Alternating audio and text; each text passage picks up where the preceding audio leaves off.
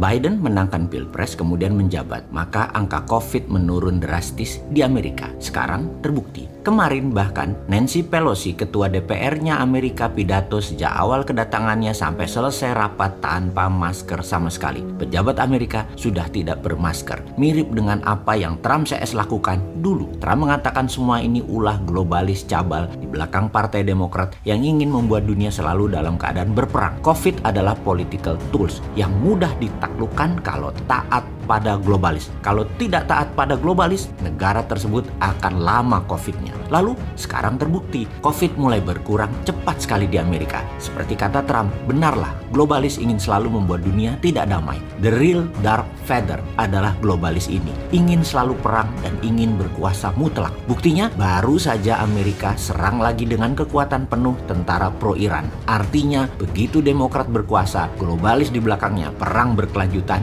dan milisi Suriah tersebut di Suriah yang selama ini berkurang bedil-bedilannya, perangnya berkurang. Negara Arab yang damai dengan Israel juga mendadak menjadi senewan karena Timur Tengah yang hampir damai mendadak memanas lagi. Arab Saudi berteriak paling kencang sekarang protes ke Biden. Benarlah, begitu Biden, Demokrat, globalis berkuasa, perang mulai lagi. Dan ini sebenarnya yang dulu oleh Trump berusaha digagalkan. Ingat, bukan Biden ya, globalis di belakangnya yang menentukan semua ini, termasuk globalis di belakangnya Tiongkok. Patriotik nasionalis menjadi dianggap gerakan rebel di dunia ini. Kaum patriotik nasionalis menjadi terlihat anak nakal ketika mementingkan negara dan bangsanya sendiri terlebih dahulu. Kalau mengandaikan pakai film Star Wars, maka Darth Vader adalah globalis, di mana para Jedi yang nasionalis patriotis harus bersembunyi di planet-planet tak berpenghuni karena dikejar-kejar oleh tentara Stormtrooper-nya Darth Vader. Itulah kaum nasionalis saat ini, di mana ketika Trump sudah tidak berkuasa lagi, globalis semakin menjadi-jadi karena tidak ada orang gila lagi yang menghalangi mereka. Indonesia saja sudah takluk lama, ASEAN sudah dimainkan sejak lama. Vakum sebentar di zaman Trump, sekarang balik lagi. Demokrat berkuasa,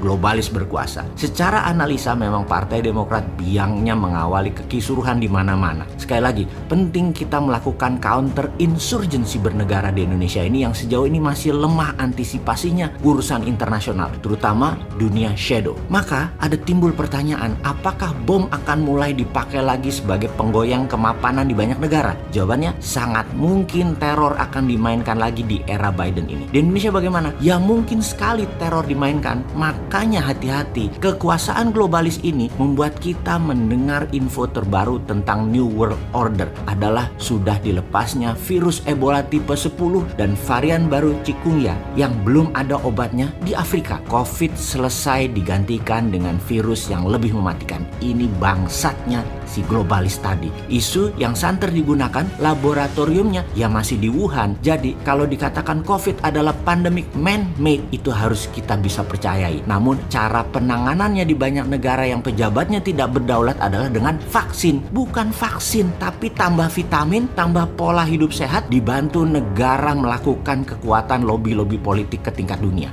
Jangan-jangan pada nggak tahu lobbynya kemana. Ya kasihan deh lu. Oke, kita buktikan kalau virus itu man-made disaster. Jarak Wuhan ke New York adalah 8.700 km. Jarak Wuhan ke Paris 8.900 km. Jarak Wuhan ke Iran 6.500 km. Wuhan ke India 3.500 km.